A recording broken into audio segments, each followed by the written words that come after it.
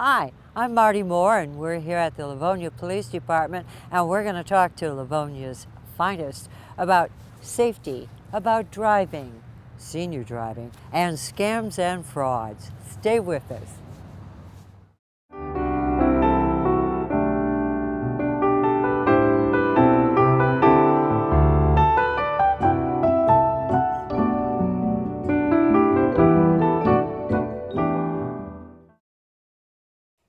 Hello and welcome to the Primetimers. I'm your host, Marty Moore. We are at Livonia's finest police department in the world. Da-da-da, I'm a cheerer. Appreciate that. And we're going to talk about, of all things, scams and frauds, safety in your home as a senior, and senior driving. And here to join us is Police Chief Curtis Cate. Thanks, Marty. Thanks for having me. I appreciate it. I'm glad you could be with us.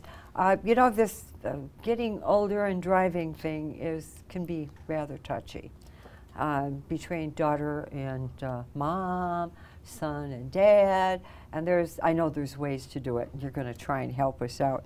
But what we have to first of all realize is, how does aging affect one's driving? It really does. Well, it does, and as we all age, and I'm experiencing it myself, there's a lot of things that begin to change in our body, our chemistry, and our vision is a big part of that. Yeah. And that's one of the first things that seem to notice is the changes in your vision, and you need glasses to see closer and so on. But when we're driving, the majority of the information that we're taking in is all through our vision, through our eyes. Mm-hmm. And more than any of the other senses that we have at our disposal.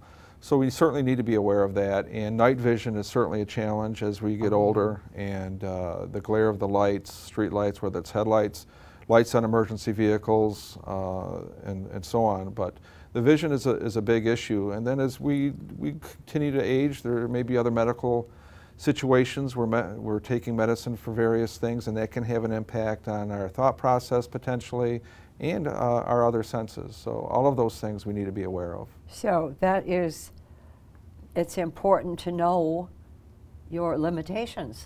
Oh, absolutely. Yeah. It's knowing what's in your best interest and the best interest of others. Mm-hmm. And let's face it, when you're out there driving around in the streets, it's not only your safety and the safety of the occupant of your car, but there's every motorist out there, pedestrians. All of those people are at risk and dependent on all of the drivers of the various automobiles to be on their game, if you will, mm-hmm. and be aware of their surroundings and be at their best. And I'm sure, speaking as a senior myself, there are times when I say, wait a minute, this doesn't seem like it's doing right.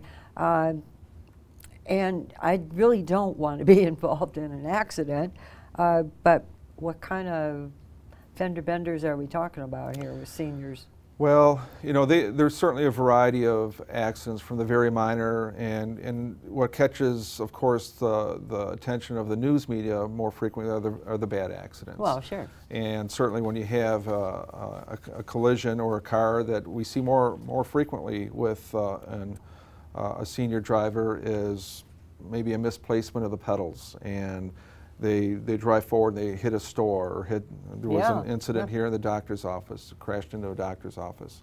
And sometimes, I mean, that could be a medical issue that's happening, and it can be just a mistake. Mm-hmm. But more times than not, we see that happening with the senior driver. And you mentioned earlier on is that, at times you feel like this time isn't right for you. Like there's something out of kilter. Right, and you need to really take that seriously. When you have that inkling, there's a reason for it, mm-hmm. and you don't want to gamble with that. I mean, it's very important. We have cars that are driving differently. Yes. Now, I mean, we're not just talking 4 on the floor or 3-speed or clutch or any of this stuff is. Even the trucks are different nowadays.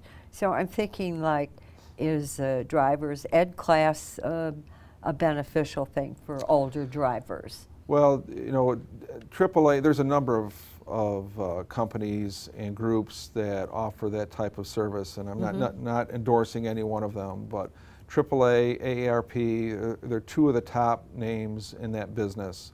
And the resources available through those groups and many others to help seniors assess their situation and assess their abilities is a great tool to see where they're at and make those decisions for themselves that, hey, I know that I've got challenges with, you know, 1, 2, or 3 different things, and then they make those decisions on their own rather than have a doctor or family member have to intercede and, like you say, engage in that tough discussion, which can be very, very delicate. Well, I mean, as a senior, we should acknowledge the fact that that is going to be a discussion that's coming up, and hope it's not really too soon. When we're driving as seniors, we do have to be responsible. I don't want anybody suing our kids for $1 million, because that could happen too. What are some of the tips for safe driving, and when should we notice signs of unsafe driving? Well, a lot of that, I think, comes from your family members and loved ones, where they'll start to make comments and maybe encourage you to reassess the time that you're driving, and us individually, I mean, we have either more close calls than what we've had in the past, or you look around your car and there's ding after ding after ding. Oh, yeah, that's a good sign. That's certainly a good sign. But I think the primary thing, especially before the police get involved, because when we're involved, then there's usually a pretty significant crash. Yeah. And the goal, of course, is to avoid all of that and be ahead of that game so that there isn't that issue. So a self-assessment and realizing that you have more challenges, which is going to come naturally to all of us, and stepping up. And I would just remind the seniors that when they had kids that coming into the age of driving, when they were 15, 16, maybe even younger at some points, it was tough decisions at times, or somewhat confrontational, that you're not going to drive our car this way. And you know, it's a challenge on both ends. Yeah. And now the seniors are maybe getting advice from their kids that they gave counsel to on a variety of topics over their lives. On the it's other flip-flopping side of the fence just a little bit. But there is, Chief Cade, you said you yourself are involved in teaching driving, or have been in the past. So you would be so much more aware, I think, than just maybe our oldest son or this type of thing. I mean, it would be an easy thing for you to say, hey, you're not driving that car. But it's different when you're talking to your mom, and you say, no, you're not driving that car. Maybe we should be able to tell her about what are some of the benefits of not driving. Well, and there's a number of those, and fortunately in Livonia there's many resources for the senior community, whether it's community resources, calling community resources at City Hall, Livonia Transit, certainly friends and neighbors to help you out to commute to different areas. And Livonia, in the 36 square miles that we have, there's so many different opportunities and businesses that are close at hand, and maybe even walking distance at times, and not to push the envelope, but getting out. We've had some beautiful weather here in the fall, and enjoying that before the winter comes and the snow's flying. But it is a challenge, and driving allows us a great independence, and allows us to experience a lot of things. And it's a difficult thing to visit, and at one point, like you mentioned, kind of begin to step away from. But for the benefit of those that love you and care for you, you have to do that self-assessment and help them help you. Yeah. Well, it's, like I said, it's kind of a touchy thing. It is. Being on this side of the fence. The other side, it wasn't so, you will not drive, you know. But you handle it as delicately as you can. But I think when you've got to think about the common good. And I think you also have to find yourself this alternative to driving. Make some contacts. I imagine if you contacted the Senior Citizens Center. Correct. Or maybe ask one of the officers here. They might be in the know as far as what I know you would be. as far as what's available for a senior. Right. We from many of the city services we have, and including the police department, like you mentioned, we're here as a service, and certainly we'd be more than willing to help out and give advice to any of the seniors that should seek us out. Well, sometimes you'll get confused, or the weather is scaring you, or this kind of stuff. That's not a good time to be going out anyhow. No, and some of it is common sense. And you know, one of the common themes when I was thinking about this interview, from teen driving to senior driving, and really everything in between, is pride. And when we have when I was teaching younger drivers, they have more of a desire to show off. And so, that's not very bright. A lot of times you'll find yourself in the situation and you're trying to show off and you end up getting pulled over, or there's a mishap of some sort. And then that show off turns into embarrassment. And the same thing goes for our pride. And all of us, as we continue to move forward in life, it's a significant issue, and not being a burden to others, and everyone respects that. Well, it's that independence. It is. But I think you're going to be more independent if you make the right decisions. You don't want to be spending a whole lot of time in the hospital or feeling bad because something bad happened. You might, you could have avoided. Just call a cab or call the senior center or call one of our officers. I do want to thank you for taking the time. I know you got a busy, busy day. Chief Curtis Cade is here, kind of helping us decide, are we going to drive or we're not going to drive. Thank you so much. Thank you, Marty. Appreciate Coming the up, opportunity. we have one of your fine officers will be joining us. Kim Pystek will be here to talk about fraud. She's an outstanding detective. Okay. Thank you very much. We'll be right back.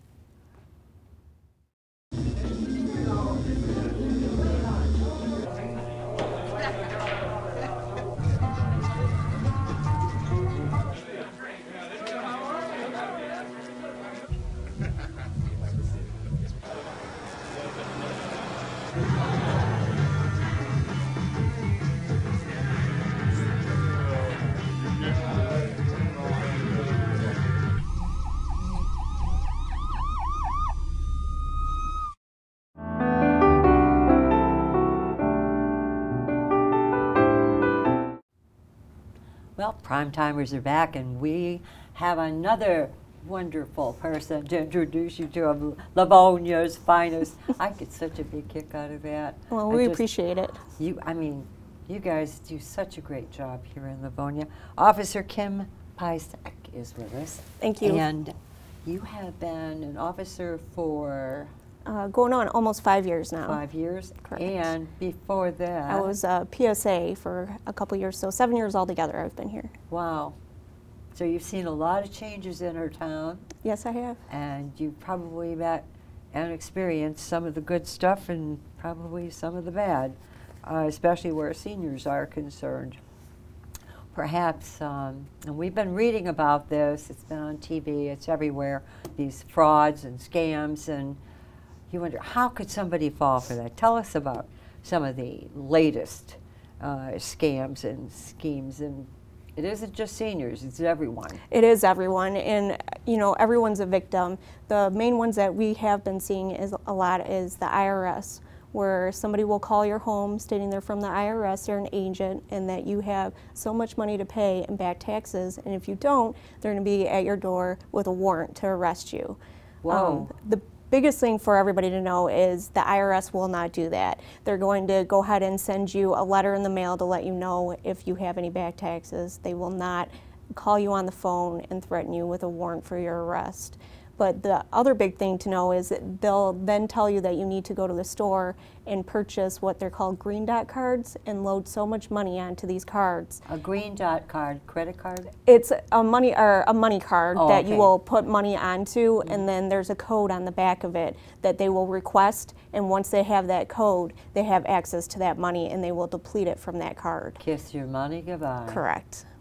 And they probably call 100 people, and finally they find somebody who's maybe a little disoriented for the day or is maybe having a bad day. So it doesn't necessarily have to be a senior. No, it does not. that would, or maybe they're having trouble with bills, or a lot of hospital bills kind of thing. Oh, sure. So it would fit right in that someone, they're not going to stop and think, well, Uncle Sam's not going to call me at home. Correct. He's going to send me a letter, right? Correct, yep. But maybe you're not thinking.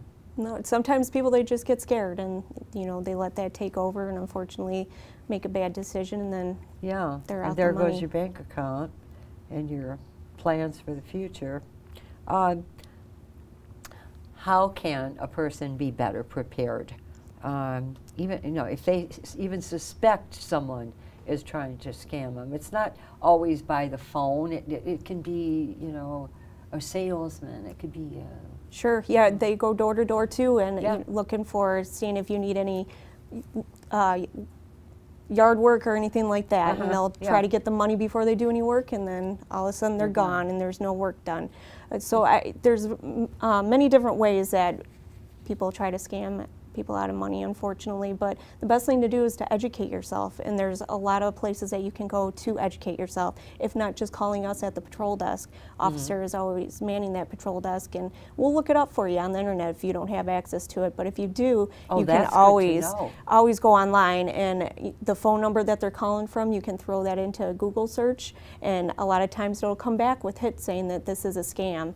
Or also, AARP has their own website where they have a fraud watch network, and you can sign up for it, and they'll send you alerts on frauds that are going around in your area. And they have an interactive map, so you can click on the state that you're from, and they will kind of explain other frauds that are going on too. Well, I think the big deal is just to get it out there and let people know that this kind of stuff is going on. Absolutely. Maybe, you know, to the big city people and, you know, fancy guys, it's not a big deal to them, but to us it is. It's like we need to feel safe in our neighborhood, that when we answer the door that we're not getting ourselves into a situation that we can't get out of it. And you can't always know if someone is scamming. So how do you prevent that from happening? Do you have maybe some tips as far as I don't want to be a victim? Sure. Yeah. The biggest thing is, if people call you and they're asking for your information, don't give it to them. No. Okay. Never give anybody your information. If they're saying that they're from your bank or they're from your insurance company or from your medical company, they should already have that information, and there's no reason for them to ask for that information. Also, if they're asking for money, they're not going to ask you for money, and especially if they're asking you to send it Western Union or through those green dot money cards, that is a big I'm not red flag. familiar with the green dot money card. They look exactly like a credit card, and they're just, you load money on it. It's a loadable card that you can place money onto. So a lot of people use them just to load the money onto instead of carrying cash around. But like I said, with that code on the back of it, they can compromise them. And so they're on your phone. They've got your information, or they give you the idea that they, you know, how do you tell the difference, I guess, you know? Some of them are pretty smooth operators, like say, telemarketing fraud. That's those guys are so smooth, you know.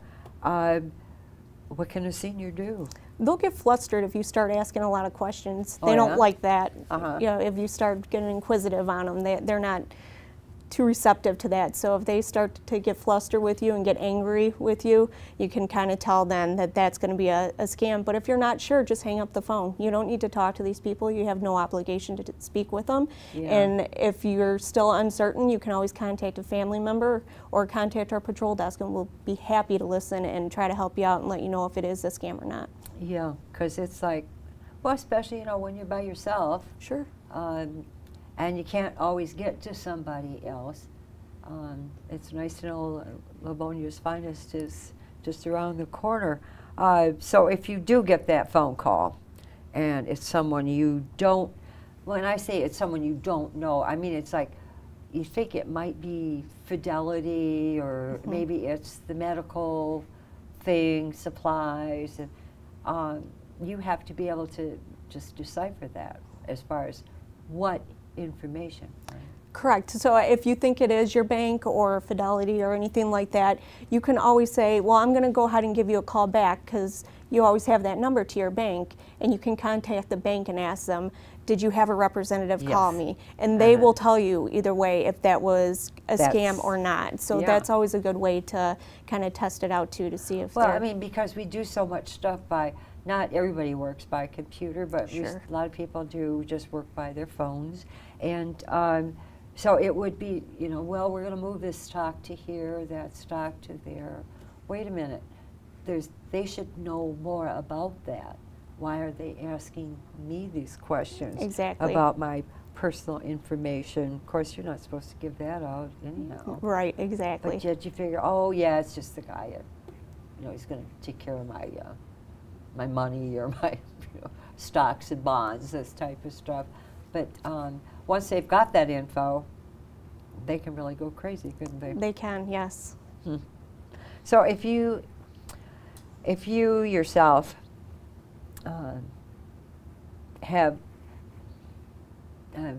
given them too much information, or you're a little bit worried that you've just been scammed, what's the next step? And we got to put that right up here. Sure. So if you feel like you've been a victim of a scam and you're unsure, I would always contact the police department. We can kind of look into it for you to see if you have been. And if you have been, we can always take a report, and then we'll investigate it a little bit further to see if there's anything to it or not. But a big thing is you've given out personal information, you definitely want to contact your banks if you've given out any of that information, the credit bureaus, especially if you've given your Social Security number, to make sure that you know, they're aware of it, just in case they start to use your information. Rather safe than sorry. Correct.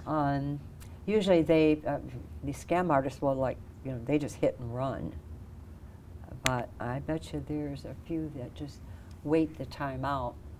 They will, and they will sell your information. Correct. That you even talked to them. I'm sure they got a story for. So if we do have to say, yeah, I was scammed, I think the best thing to do is just tell everybody you know, so that they won't have the same thing happen to them. Correct. It's getting the word out there so people are aware of it. Because there are a lot of scams that are not reported. Correct. Unfortunately, there is. Yep. Well, I mean, it's going to show up. Your kid's going to notice in your bank account that there's a few $1,000s missing. What happened to this, Mom, Dad? And you really didn't want to tell them. But had you, maybe you could have gotten somebody to tell them or to find. Correct, to maybe stop that transaction so it didn't go through. But you know, a lot of times they're embarrassed that it happened to them, and they don't want. It comes down to their freedom and having the responsibility and being able to have the opportunity to be in control of their finances. They don't want that taken away from them. Well, that's part of it. Yeah, that is definitely part of it. Well, as far as scams and frauds are concerned, we're reading about it in the paper, and probably as we're talking, there are people going through it right this minute. Yes. And don't know what to do. Call your police department. Call Livonia Finest. Yeah, we'll be happy to tell you, you know, if it's a scam. Drive over here and tell them everything that you need to know. Sure, if we can stop it before it gets any farther, that'd be because great. you're going to be upset. This is an upsetting time when it dawns on you that something really bad could be happening. Sure. Exactly.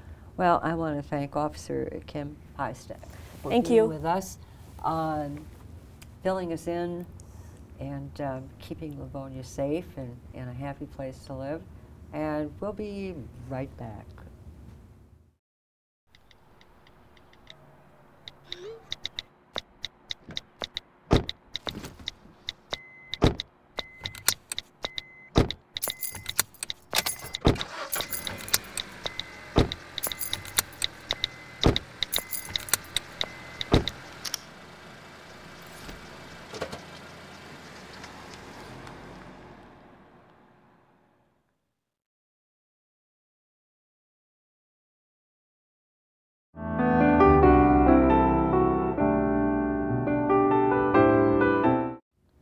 Joining us for this segment of the program Primetimers is Officer Al Clements, another Livonia's finest. How do you do? This has been my finest day. It's nice to meet you. Nice to be here. You know, these wonderful officers who've taken time with seniors and a general audience to fill us in on some of the weird stuff that's going on.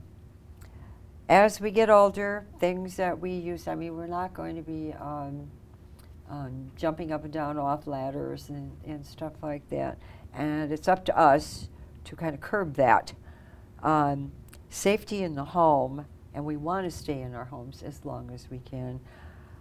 Can you provide some tips on how to make our home less inviting to criminals so we feel safe? Sure. Well, one of the things that I talk about when I talk to people about this sort of thing is the 3 L's, and that's lights, locks, and landscaping. So with the lighting, turn your lights on, leave them on all night is what I recommend. I worked midnights for a long time, and it's amazing how dark neighborhoods can be in the middle of the night if nobody leaves their lights on. Put them up high enough so that people can't reach them, and unscrew the bulbs in the middle of the night. Or if you want, put them on a timer or a motion sensor so that you know, they trigger at either a certain time or through motion in your yard or on your porch or wherever. Locks. Growing up in Livonia, there was a time we never had to lock our doors. Now I tell my parents, who also live in Livonia, lock your car inside of your locked garage and keep your doors locked. Car. Right. Yes. Keep your doors locked all times, whether you're home or not, whether you're out in the yard or not, because we've had instances where you may be working in the backyard and your front door is unlocked, and you come in from the backyard to find somebody is in your home. It's amazing, but I've also talked to people that had that happen. They didn't bother to lock the front door. And so they walk in and their purse is gone. The guy's gone, whoever was there, in, out. Well, your purse is going to be by the front door, or, you know, something that's important to you. The office is right there. Grab this, grab that, and go. And criminals know they will drive through neighborhoods and look for people working in the yard that are distracted, and they may go knock on the door and then check the door handle to see if it's open or not. Yeah. Well, you know, we're a very trusting bunch. But in this day and age, the ounce of prevention, a pound of cure, and all that good old-fashioned stuff is really so. Right. And then finally, landscaping. Yes. They recommend make your property that line of demarcation. Take pride in your place, and to show people that, you know, this is mine and I'm going to protect it however I can. Yeah. Trim your trees up is what they recommend. Trim your bushes down to avoid hiding spots for people, and create open sight lines so that you can see throughout your yard, or even into your neighbor's yard for that matter. Yeah, so I mean, you feel safe. If you got to walk out to the street for something, you should be able to have a good visual pattern of what's going on. Right. No surprises that way. Yeah, I'm not real crazy about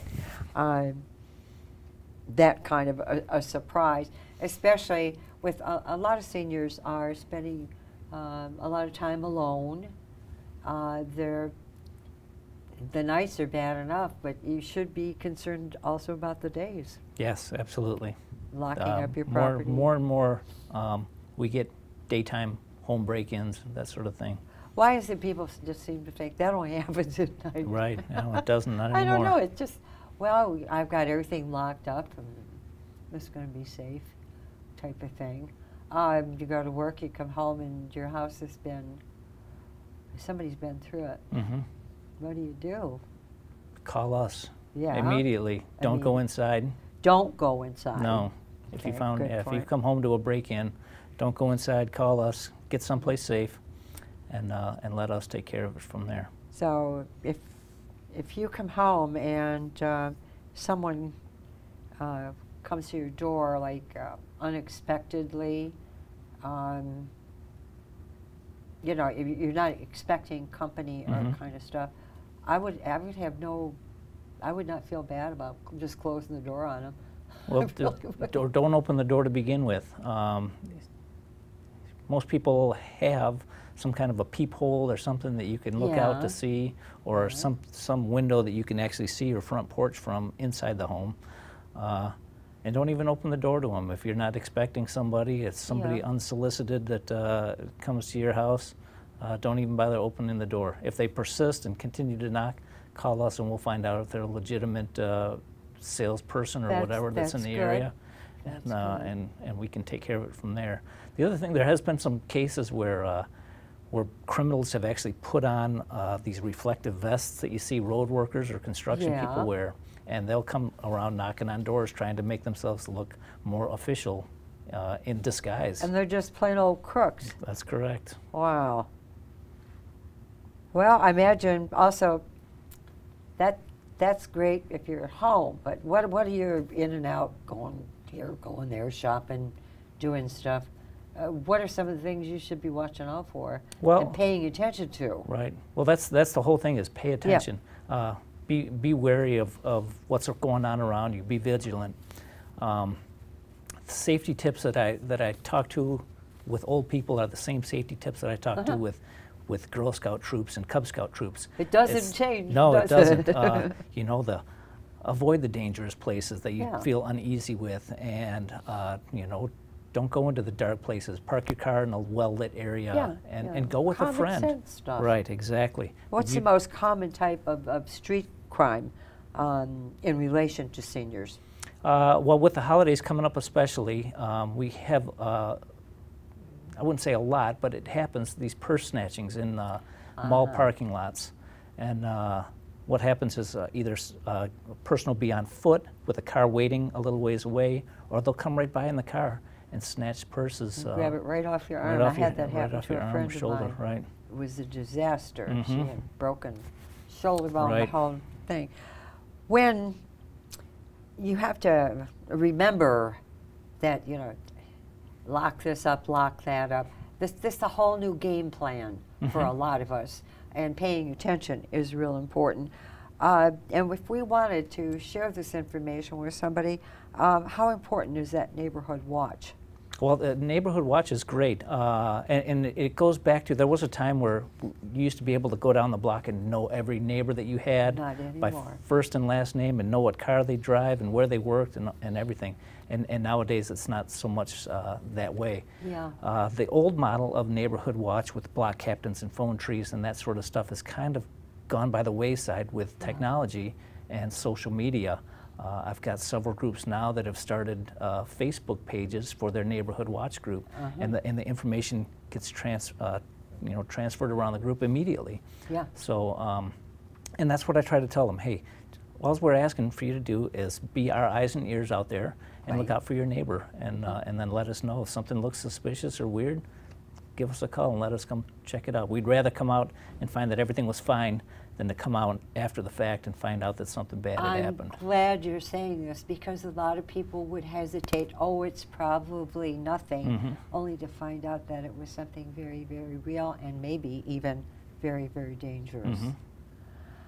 Well, I want to thank you for taking the time with us, talking about our safety at home, and when we're out and about, and just seniors should just take the time to get this in order. You know, ABC, always be safe, I guess would be.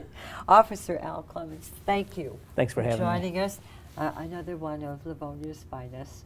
And we'll see you next time here on the Primetimers.